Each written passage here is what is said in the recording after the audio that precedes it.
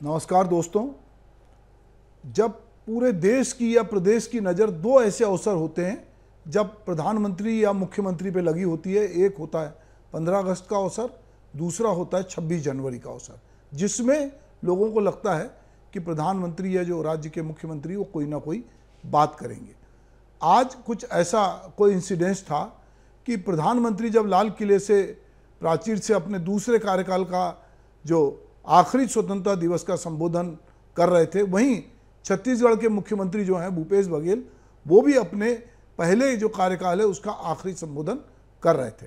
प्रधानमंत्री और मुख्यमंत्री, चूंकि प्रधानमंत्री पूरे देश की बात करते हैं और मुख्यमंत्री अपने प्रदेश की बात करते हैं, तो दोनों की बातों का थोड़ा थोड़ा हम विश्लेषण करेंगे कि क्या हुआ कि 15 अगस्त स्वतंत्रता जो दिवस है, 76 वर्ष कंप्लीट हो गए। पिछले साल हमने अमृत महोत्सव मनाया, अभी 76 वर्ष कंप्लीट किए हैं। तो प्रधानमंत्री ने ऐसा क्या कहा देश के लिए, तो थोड़ा इसकी भी थोड़ी पड़ताल की जाए। तो वो कह रहे हैं कि देश की अर्थव्यवस्था पे उन्होंने बात की, मणिपुर में जाति हिंसा को लेकर अपनी चिंता जताई और अपनी सरकार की उपलब्धियों का उन्होंने बखान किया। पिछले कई महीने से हिंसाग्रस्त राज्य मणिपुर का जिक्र करते हुए प्रधानमंत्री नरेंद्र मोदी ने कहा कि समूचा देश मणिपुर के साथ खड़ा है और वहाँ की समस्या का जल्द समाधान होगा। उन्होंने कहा कि मणिपुर जो है वो बड़ी समस्या से जूझ रहा है।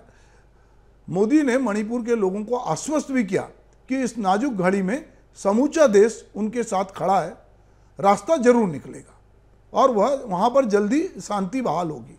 अभी हम देखते हैं कि मणिपुर में जो है वो दो समुदाय आपस में लड़ रहे हैं और ऐसा लग रहा है कि कोई दो देश आपस में टकरा रहे हैं। गौरतलब है कि मणिपुर में सबसे पहले 3 मई को जाति हिंसा की शुरुआत हुई थी और अब तक राज्य में हिंसा के कारण करीब 160 लोग मारे जा चुके हैं और सैकड़ों लोग घायल हैं। हिंसा के कारण कई हजार लोग विस्थापित हुए हैं, जिनमें बच्चे और महिलाएं शामिल हैं। यहाँ एक बात समझने की है कि जब भी कहीं जातिगत हिंसा होती है, सांप्रदायिक हिंसा होती है, तो उसमें बच्चे और महिलाएं सबसे ज़्यादा प्रभावित होते हैं। खैर, प्रधानमंत्री नरेंद्र मोदी ने स्वतंत्रता दिवस के अवसर पर अपने संबोधन में ऐलान किया कि वो 2024 में भी लाल किले पे तिरंगा फहराएंगे। ये उनका कॉन्फिडेंस है, उनको लगता है कि अगले साल उनकी ही सरकार बनेगी। प्रधानमंत्री ने के इस बयान पे मल्लिकार्जुन खड़गे, जो कि कांग्रेस के अध्यक्ष हैं, लालू प्रसाद यादव, अखिलेश यादव, और इन्होंने पलटवार किया। खड़गे ने कहा कि मोदी झंडा तो फहराएंगे लेकिन अपने घर पर। लालू प्रसाद यादव ने कहा कि यह आखिरी बार है। खड़गे ने कहा कि हर इंसान कहता है कि मैं ही जीतूंगा, लेकिन जिताती तो जनता है। खड़गे ने यह भी कहा कि मोदी अहंकारी की तरह बोल रहे हैं। वहीं लालू प्रसाद यादव ने कहा कि पीएम मोदी अगली बार झंडा नहीं फहराएंगे, इस बार अंतिम है, अगली बार हम आने वाले हैं। अखिलेश यादव ने कहा कि प्रधानमंत्री मोदी के भाषण के बाद उन्होंने उन पर निशाना साधा और कहा कि लाल किले की प्राचीर से भले ही कोई भी संदेश इस तरह का दिया जाए, लेकिन देश में हालात खराब है। परिवारवाद के बयान पे अखिलेश यादव ने कहा कि प्रधानमंत्री को यूपी के सीएम को देखना चाहिए, वे हमसे पहले परिवारवाद के उदाहरण बने हैं, हम लोग तो बाद में बने हैं। बीजेपी और उन्होंने खुद परिवारवाद को अपनाया है। इससे पहले प्रधानमंत्री मोदी ने अपने संबोधन में भ्रष्टाचार को लेकर भी बयान दिया और इसके खिलाफ वे लगातार लड़ने की बात भी उन्होंने कही। फिर परिवारवाद को लेकर भी उन्होंने तंज कसते हुए कहा कि इसने देश को जकड़ रखा है, इसने लोगों का हक छीना है। तीसरी बुराई तुष्टीकरण की बात है।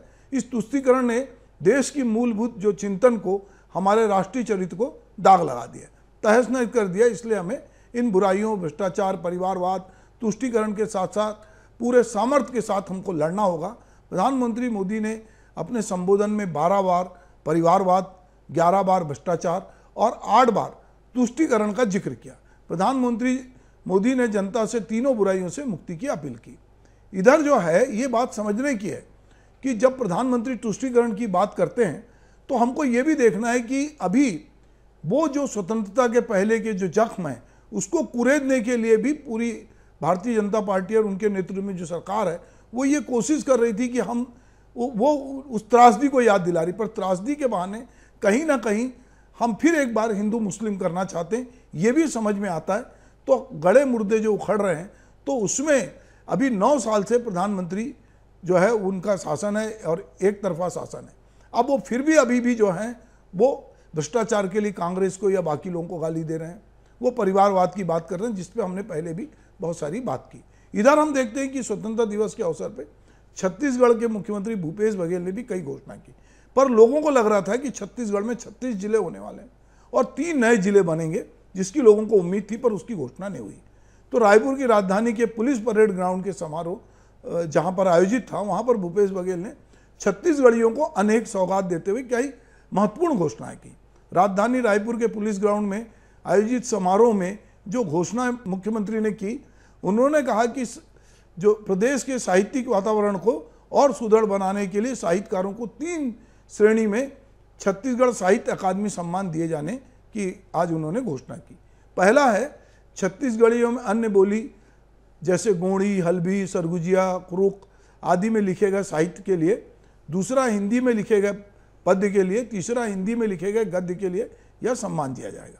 हर श्रेणी में सम्मानित साहित्यकार को 5 लाख रुपए नगद और प्रशस्ति पत्र दिए जाएंगे।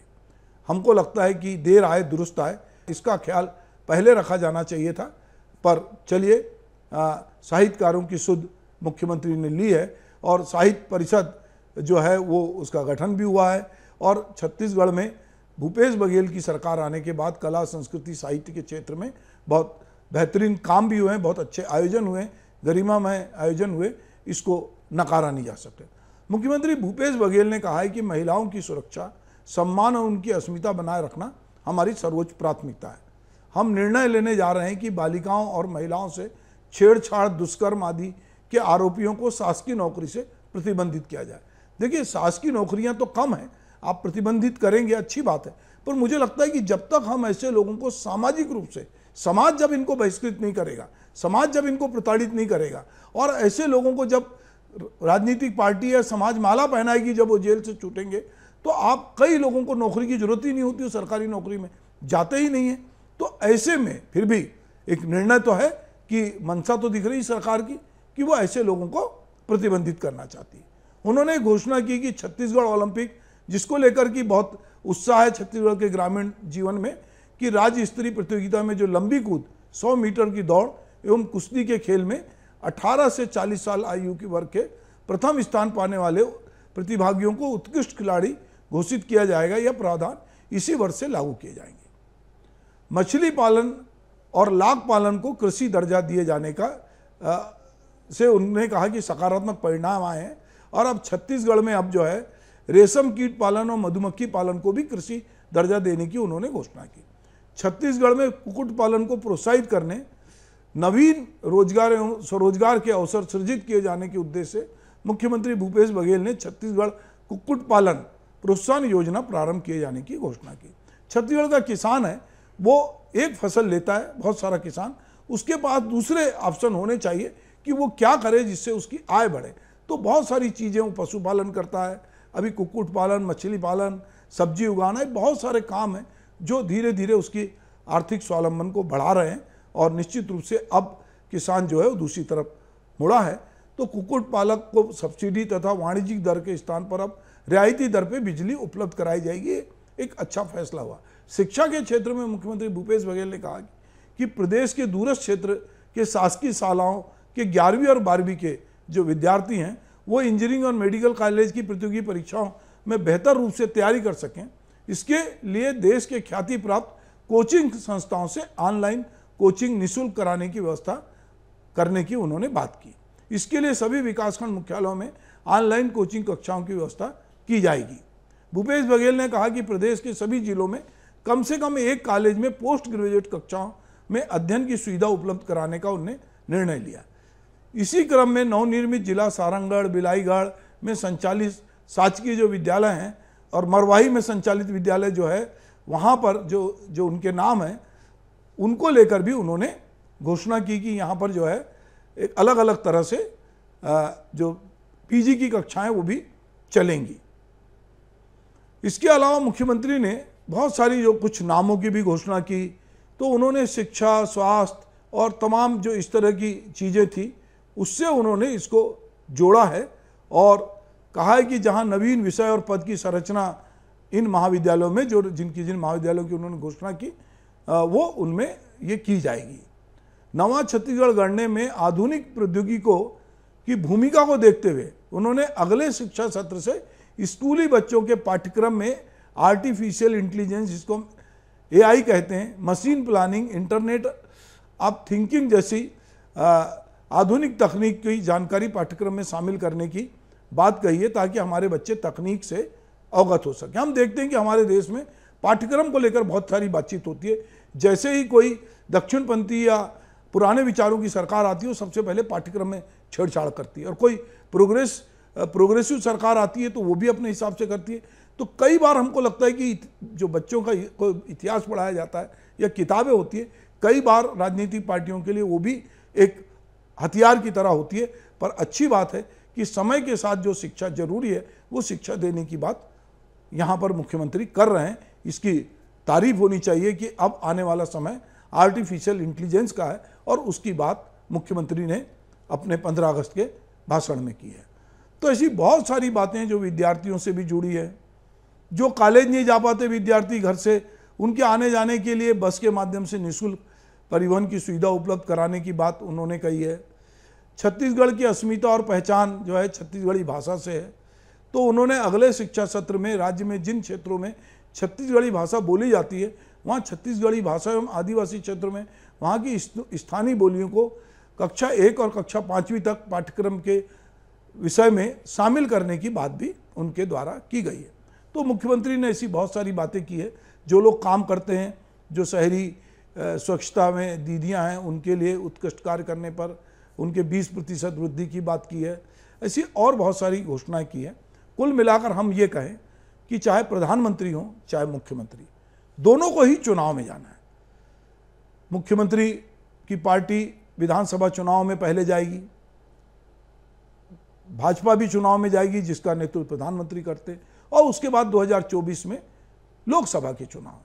तो कहीं ना कहीं जिस भी मुख्यमंत्री के पास, प्रधानमंत्री के पास ये अवसर है कि वो जनता को आश्वस्त करे कि अभी जो हम काम कर रहे हैं उससे बेहतर काम करेंगे, तो ये एक प्लेटफॉर्म था जहां पर वो घोषणा कर सकते थे, और उन्होंने घोषणा की है, देश की जनता को आश्वस्त किया है। और लाल किले की प्राचीर से जब प्रधानमंत्री बोल रहे थे तो ये उनका 10वां जो था ये भाषण था वहाँ से। तो प्रधानमंत्री हर बार अलग अलग तरह की पगड़ियाँ पहनते हैं, और वो अलग अलग तरह से, आज हमने देखा कि प्रधानमंत्री दौड़कर बच्चों के बीच में जा रहे थे। उन्होंने बच्चों के बीच जाकर बहुत सारी बातें की, बच्चों को भी आश्वस्त किया। जो एनसीसी से जुड़े बच्चे आए थे उनसे उन्होंने बात की। मुख्यमंत्री को देखते हैं कि वो युवाओं से बात कर रहे हैं। हम देखते हैं कि हमारे नेता जैसे जैसे चुनाव नज़दीक आता है वो जनता के और नज़दीक जाने की कोशिश करते हैं, और वो बताने की कोशिश करते हैं कि हम जनता के दुख दर्द में उनके साथ हैं। तो ये जो हमारा आज 76 वर्ष जो हमारे पूरे हुए स्वतंत्रता के, उसके लिए हम पूरे देश को बधाई देते हैं। और हमको लगता है कि हमारे देश में अगर हम आपसी भाईचारे के साथ रहेंगे, हम उन विषयों को ज़्यादा तवज्जो नहीं देंगे, उन गड़े मुर्दों को नहीं उखाड़ेंगे जो हमारी राष्ट्रीय एकता को, हमारी अखंडता को प्रभावित करते हैं। और यदि हम एक उन्नतशील देश के रूप में, प्रदेश के रूप में अपनी पहचान बनाना चाहते हैं, तो निश्चित रूप से हमको ये देखना पड़ेगा कि हम जाति, धर्म, समुदाय से ऊपर उठकर समाज के लिए, देश के लिए क्या कर सकते हैं। और मुझे लगता है कि आज चाहे प्रधानमंत्री हों चाहे मुख्यमंत्री हों, दोनों ने अपनी ओर से जो भी वो सौगात दे सकते थे उन्होंने देने की कोशिश की है। सबको तो सब नहीं मिल सकता क्योंकि बजट सीमित है, फिर भी बहुत हद तक चूँकि चुनाव में उन्हें जाना है, तो जो दे सकते थे, जो घोषणाएं कर सकते थे, वो उन्होंने किया है। तो एक बार पुनः आप सबको हमारे स्वतंत्रता दिवस की बहुत बहुत बधाई। और हम 77वां जो हम स्वतंत्रता दिवस मना रहे हैं, आने वाले समय में हम इसके 100 साल भी मनाएंगे, और जिसके लिए प्रधानमंत्री ने एक विज़न की भी बात की है, और उन्होंने कहा है कि हम किस तरह से भारत जो है वो आगे जाएगा, तो इसकी बात भी उन्होंने की है। तो चलिए, बहुत बहुत नमस्कार।